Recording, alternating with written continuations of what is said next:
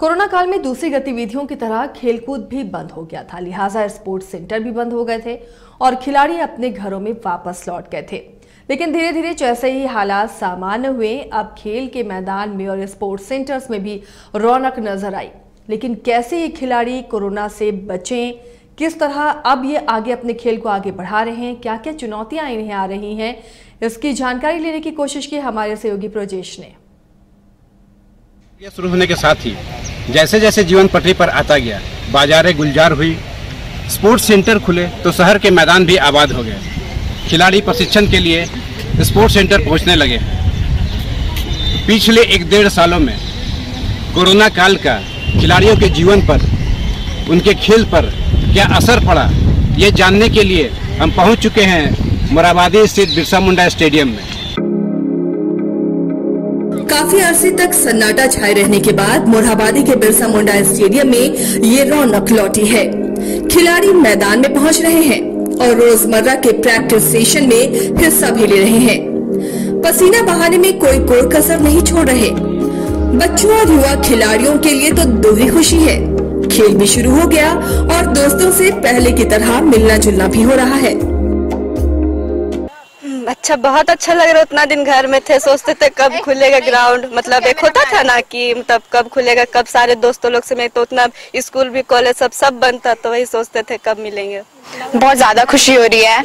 हम लोग lockdown corona virus के कारण हम अपने फ्रेंड से मिल नहीं पा रहे थे, तो हमें मिलकर बहुत ज़्यादा खुशी हो रही है। प्लेयर्स आ नहीं रहे थे, कारण कोरोना वायरस तो एक ऐसा महामारी था जिससे बहुत सभी को त्रस्त था।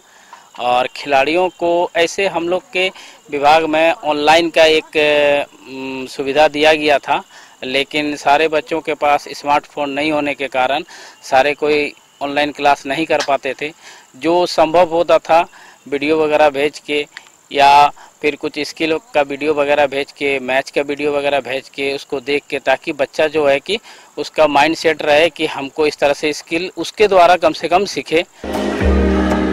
स्पोर्ट्स सेंटर और डे बोर्डिंग में वापस लौटे युवा खिलाड़ी खुश तो बहुत हैं, लेकिन पुरानी लय पाना इनके लिए आसान नहीं है। इनमें से ज्यादातर खिलाड़ी गरीब परिवारों से आते हैं। कोरोना काल में घर लौटने पर इनके लिए पौष्टिक आहार की समस्या खड़ी हो गई है और इसका सीधा असर खिलाड़ियों के प्रदर्शन पर पड़ रहा है। हाँ, स्टेमिना तो कम हो गया, उसके बाद हम लोग का प्रैक्टिस भी नहीं हुआ तो हम लोग को अच्छा नहीं लगता था, और फिर से हम लोग खेलने में भी थोड़ा कमजोर हो गए। इसके वजह से हम लोग अभी मैच आ रहा है तो हम लोग को ज़्यादा प्रैक्टिस करना पड़ रहा है। डाइट तो ठीक था, फल फ्रूट खाते थे, चना वना कुछ जैसे भैया बोलते थे वैसे। इतना दिन बाद मिल रहे इसलिए तो बहुत मतलब प्रैक्टिस भी नहीं होता था उस टाइम। अभी जैसे पहले खेलते थे वैसे खेल भी नहीं सकते हैं। अभी मार भात खाते थे, जो यहाँ मिलता था वहाँ घर में नहीं मिल पाता है जितना यहाँ मिलता था। हमारा स्टैमिना घट गया। अब हम खेलते हैं तब हम उतने अच्छे से प्रैक्टिस, हम उतना अपना बेस नहीं दे पाते हैं। हमारा जो गेम में जो हमारा पहले जो प्रदर्शन रहा था वो अब नहीं हो पा रहा है। हमारी टीम भी मतलब हमारा जैसे प्रेजेंटेशन हमेशा रहता था वो अब बहुत ज़्यादा लो लेवल पे चला गया है। जी, नॉर्मल खाना खाते थे जो घर पे हम लोग खाते हैं, और कोरोना वायरस के कारण तो और ही आर्थिक स्थिति बहुत ज़्यादा ख़राब हो गई थी, तो उसके कारण हम कभी चावल दाल ही सिर्फ खा लेते थे। जो हमारा बेस, हमें जो प्रोटीन, कैल्शियम, विटामिन जो मिलना चाहिए वो मिल नहीं पाता था। नहीं, वो तो घर में मतलब लगता था कुछ हद से ज्यादा खाना खा जा रहे एकदम, कभी बस खा पी के सो जा वही रहता था। ऐसे तो घर से निकलने में वही साग भात और मार झोल सब वही सब खाते थे। फिर ऊपर से घर से निकलने के लिए भी नहीं दिया जाता था हमें।